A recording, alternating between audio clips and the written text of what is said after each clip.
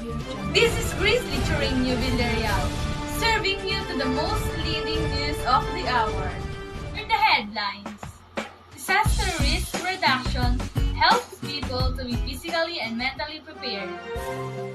Psychological research showed that disasters can cause serious mental consequences for victims. Engineer Greg Ompad, a member of Provincial Disaster Risk Reduction Management Council, even has his message. Afternoon, Engineer Ompad. I have some questions for you. Good afternoon, Ms. Villarreal. Engineer Ompad, what can you say about the benefits of disaster preparedness? For me, disaster preparedness is needed so that the communities, families, and individuals should know what to do in the event of a disaster and where to seek shelter when disaster will come. Being prepared can reduce fear, anxiety, and losses that accompany disasters. Thank you, sir. Next question. Engineer Ompad, give us some insights on how can they cope with stress. To cope with stress, your body must aware to the reaction to stress. Second, to reduce stress, take a rest and take care of yourself, and also stay engaged. Okay? Okay, sir. Thank you. What are some disaster preparedness? One example of disaster preparedness, we must have evacuation plans.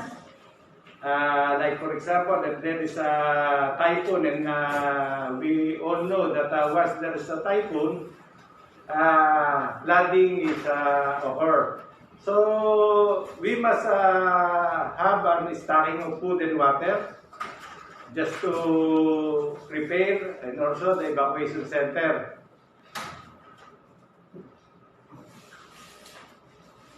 Okay, Engineer Ompad, how can disaster reduction helps our mental health? Disaster response and recovery for naturally and human cause. Disasters can occur naturally. Example, earthquakes, floods, drought, or be human cause. That is terroristic attacks. We consider it a disaster. Preparing for and responding to and recovering from disasters and traumatic events is essential to the behavioral health of individuals and community alike.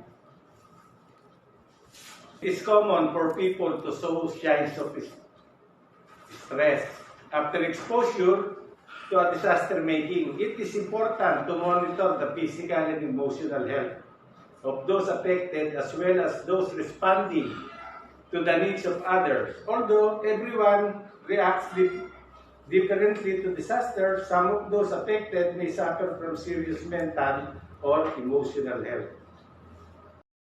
Let's hear the stories of my great-grandmother during the World War II. I am Erlinda Santos, born and addressed in Adiaga, Nueva Ecija. I'm 90 years old now, and I have many stories in World War II. Grandma, what was your scariest moment during the war? When the Japanese come, they occupy the city.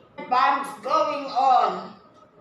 We are afraid of invading the soldiers and are so brutal and unreasonable.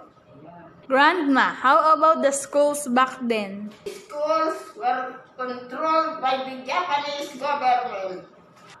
There is a relationship between war and mental health. Among the consequences of war, the impact on the mental health of the civilian population is one of the significance. Thank you for watching. Again, this is Greizly Villarreal from GCUB Network. Stay tuned for more latest news and updates.